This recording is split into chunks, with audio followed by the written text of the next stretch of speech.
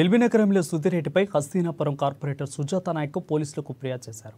తనను కించపరుస్తూ మాటలతో అవమానిస్తున్నారని పోలీసులు స్టేషన్లో సుజాత నాయక్ కంటతడి పెట్టారు. ఎల్బీ నగర్లోని అంబేద్కర్ జగజ్జీవన్ రామ్ విగ్రహాల వద్ద సుధిరెడ్డి దిష్టిబొమ్మను దహనం చేశారు. కాంగ్రెస్ నాయకులు దహనం చేశారు.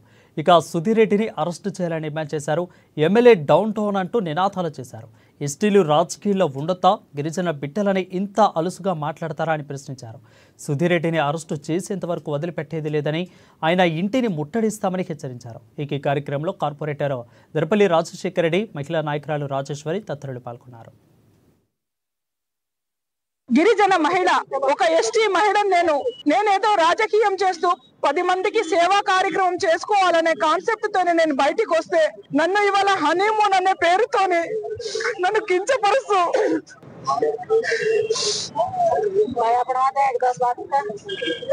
నేనేం చెప్పాను? సుధిరెడ్డి గారు, మీకు మీ ఇంట్లో ఒక ఆడ మనిషి ఉంది, నీ పెండ్లాం ఉంది, నీ కోడలు ఉంది, వాళ్ళు కూడా ఒక ఆడోళ్లే కదా. నువ్వు 3 సార్లు ఎమ్మెల్యే అయినావు, 2 సార్లు కార్పొరేటర్ అయినావు, ఒకసారి కమిటీ చైర్మన్ అయినావు. నీ 30 సంవత్సరాల అనుభవం ఉన్నది. ఇదేనా నువ్వు రాజకీయంగా నేర్చుకున్నది? ఒక మహిళల పట్ల అసభ్యకరమైన మాటలు మాట్లాడుతూ ఒక మహిళను కించపరిస్తే నీకు వచ్చేది ఏముంది? నీకేమైనా ఆస్తులు పెరిగినాయా నన్ను కించపరిస్తే?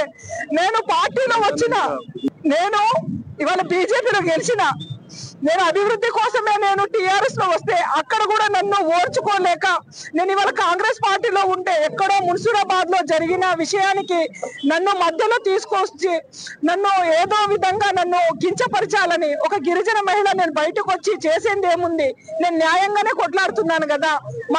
మేము అంబేద్కర్ రచించిన రాజ్యాంగంలో ఇవాళ మాకు రిజర్వేషన్ బట్టే నేను ఒక మహిళగా నేను బయటకు వచ్చాను. నాతో ఒక 10 మంది మహిళని తీసుకురావాలనుకుంటున్నాను.